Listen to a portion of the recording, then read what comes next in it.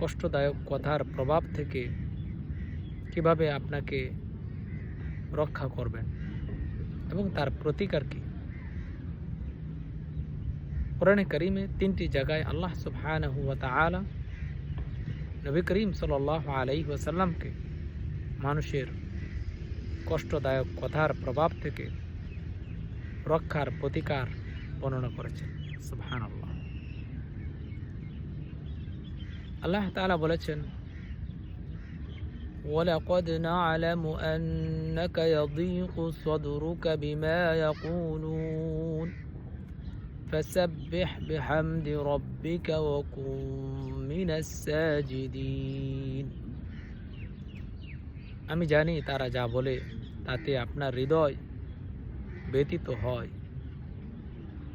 সুতরাং আপনি আপনার প্রভুর প্রশংসা পবিত্রতা বর্ণনা করুন এবং সেজদাকারীদের অন্তর্ভুক্ত হন। দ্বিতীয়ত আল্লাহ সুবহানাহু ওয়া তাআলা বলেছেন, ফাসবির আলা মা ইয়াকুলুনা ওয়াসাব্বিহ বিহামদি রাব্বিকা ক্বাবলা তুলুইশ শামসি ওয়া ক্বাবলাল গুরুব।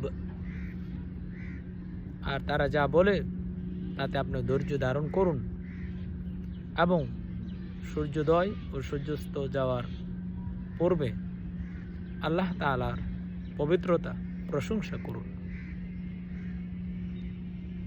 অন্য আয়াত আল্লাহ সুবহানাহু ওয়া তাআলা বলেছেন, ফাসবির আলা মা ইয়াকুলুনা ওয়াসাব্বিহ বিহামদি রাব্বিকা ক্বাবলা তুলুইশ শামসি ওয়া ক্বাবলা গুরুবিহা ওয়া মিন আনাইল লাইলি ফাসাব্বিহ ওয়া আতরাফান নাহারি লাআল্লাকা তারদা। মানুষ যা বলে তাতে আপনি ধৈর্য ধারণ করুন, সূর্যোদয়ের আগে ও সূর্যাস্ত যাওয়ার আগে আল্লাহ তাআলার পবিত্রতা প্রশংসা বর্ণনা করুন এবং রাতে এবং দিনের অংশে আপনি আল্লাহ তাআলার পবিত্রতা বর্ণনা করুন, প্রশংসা বর্ণনা করুন। সত্যিকার অর্থেই আল্লাহ তাআলার প্রশংসা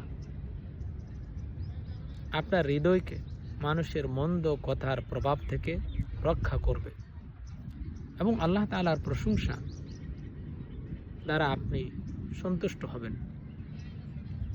আপনার